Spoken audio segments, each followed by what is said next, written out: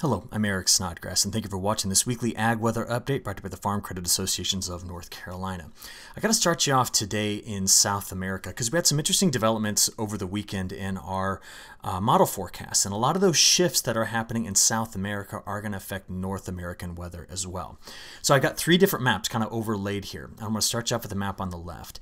We're looking at Safrinha corn, second season corn. Now most of it is in Mato Grosso, which is this big producing state here.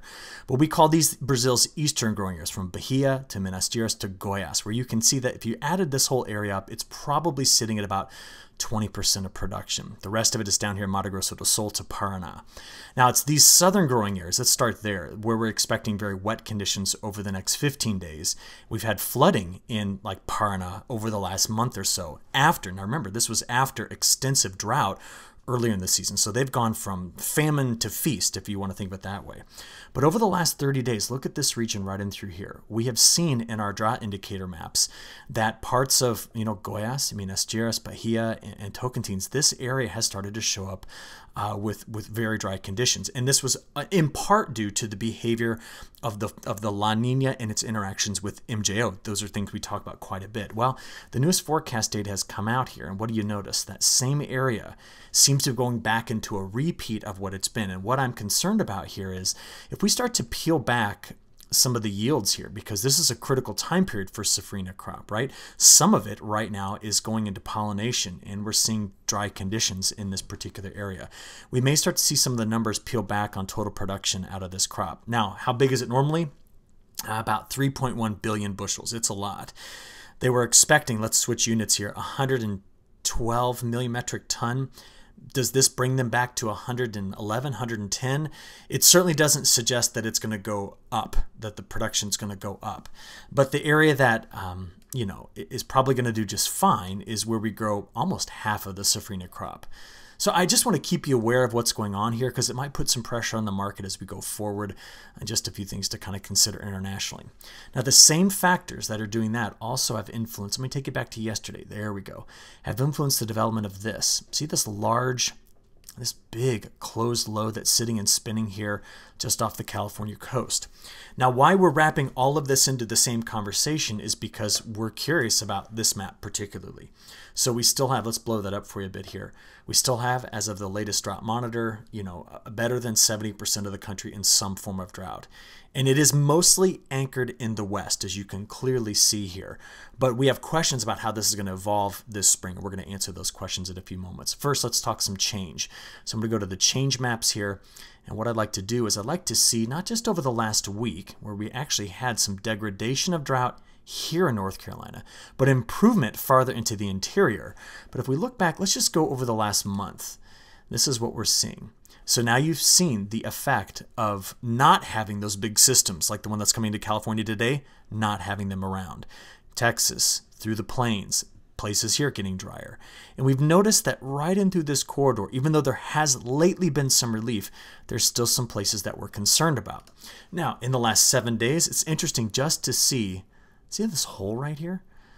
Of all of the severe weather that started in Texas and moved east with that big low that came cranking like this, we still had regions right over here that didn't get anything out of this. And it's even being reflected in the soil moisture maps. So some improvement was seen here.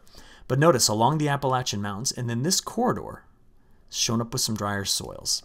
Now, this doesn't scream alarm bells to me just yet about drought developing and it getting worse and worse and worse, because I'll show you where the forecast is going. But what's important to notice here is let's just get some stats down. Since the beginning of the year, we do have some regions here, and the west that have been very dry. We've been extremely wet in through here, but there have just been pockets that have been at times missed because the storm systems hook really quickly into New England.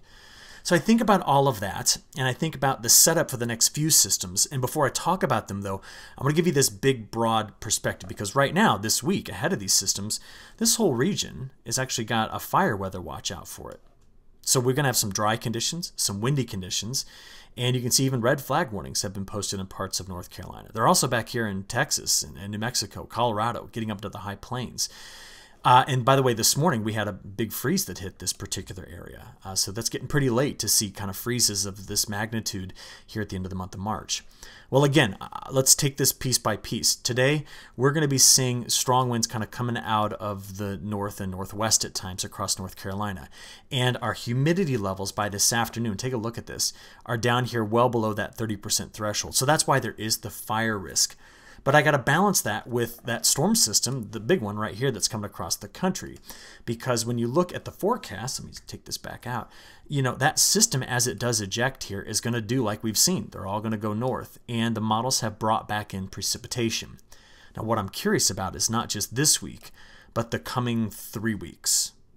So let's start to digest all of this, because the probability of getting an inch of precipitation over the next 10 days across most of North, South Carolina, Virginia, you know, it's better than 50%. In fact, it's about 50 to 80% depending on your proximity to the mountains. And if you want to know the probability of getting at least 2 inches, it's not as though it's nothing. You know, you can see here, there's 30% chance we pick up some significant precipitation coming through here. Now, that's that week 2 time frame I'm thinking about. I just think that the pattern as it resets, and I'll show you why it's going to reset in a second, is going to give us another chance at bringing in better moisture and therefore working against some of our drought risk. So that's my story. Let's kind of get to the why of that story. We just had this released at the end of last week. There'll be brand new updates late today. I put them in tomorrow morning's report. Okay, if you get that email report, you can sign up for it at the end of this video. What you notice here is that the models continue to keep this area, you know, overall wetter than average. And the models have kind of spread things out a bit, seeing a bit more activity in the near term, but there's concerns about what happens after the near term. And this is it. This is my whole story for you, okay? The MJO. It has now faked us out 3 times, suggesting that's going to come wailing through phase 4, 5, and 7, or break through the null space and come out in phase 8. And this means getting it over to the Pacific Ocean. It's not been there since December. So now it came crashing into null space, and instead of popping out here, the models are suggesting it comes back in the Indian Ocean again. And if it does that, that puts this whole pattern on wash, rinse, repeat. Now you're going, what? I understand it. The MJO is a complicated thing to think about. What it is, again, is where the biggest thunderstorms are in the tropics. And why we watch those is because that tells you where the heat and momentum gets transferred out of the tropics. And this is why the MJO is doing this. La Nina. Now, see the cold water here? This is the latest update on ocean temperatures. We've seen a surge that ended last week in trade winds. But there is evidence that another one's going to come out. And why is this important? It's important because it won't let the MJO get here. This is phases 7 and 8.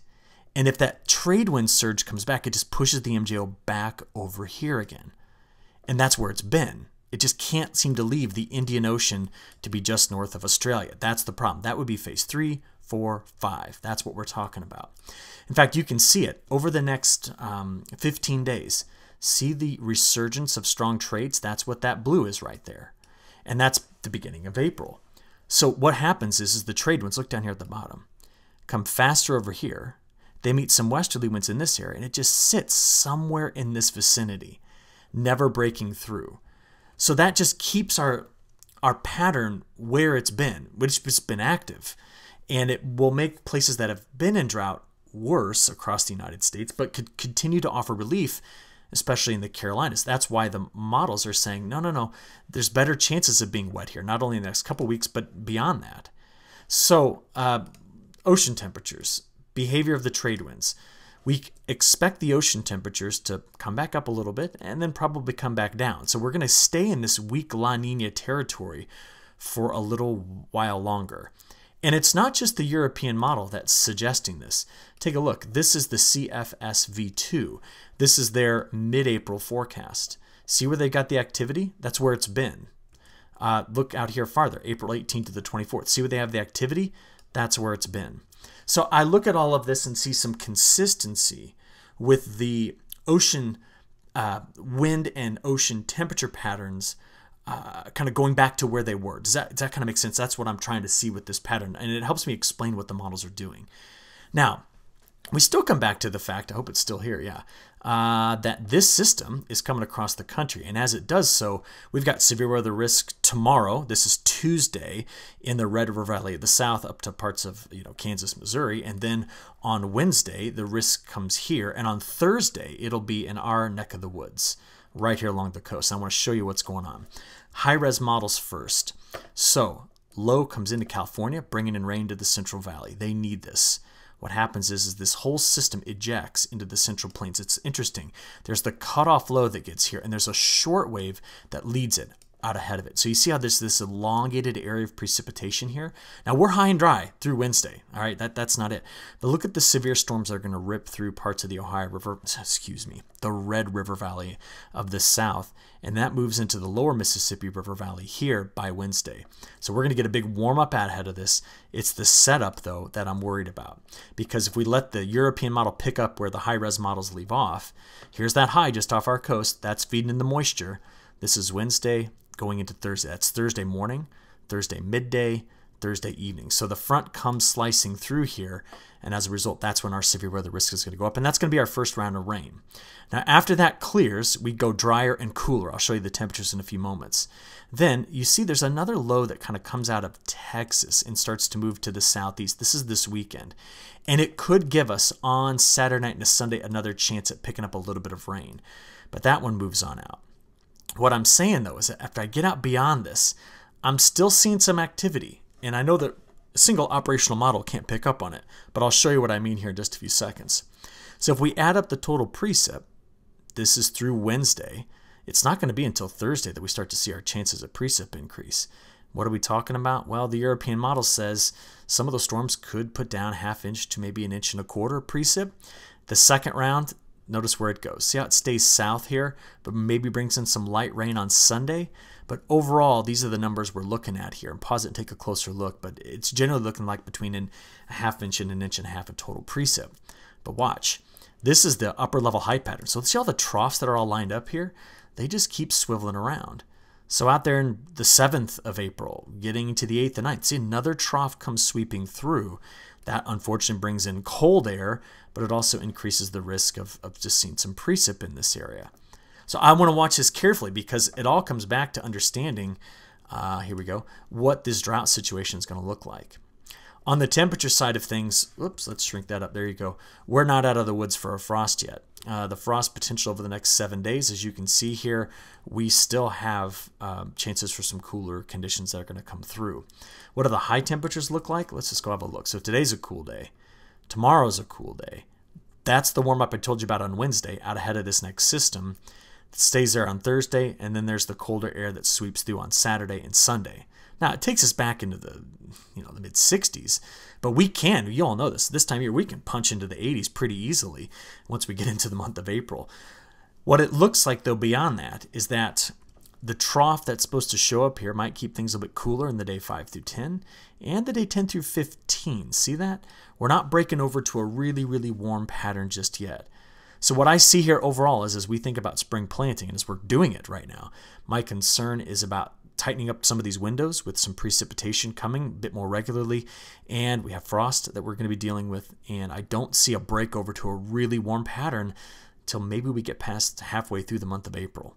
So that's it. That's my international update to start, my longer range update in the middle, and here what we're watching here over the next couple of weeks here at the very end. So I'll watch this all week and put together another report for you next week. Okay? Have a good rest of your week, and I'll see you then. Thanks.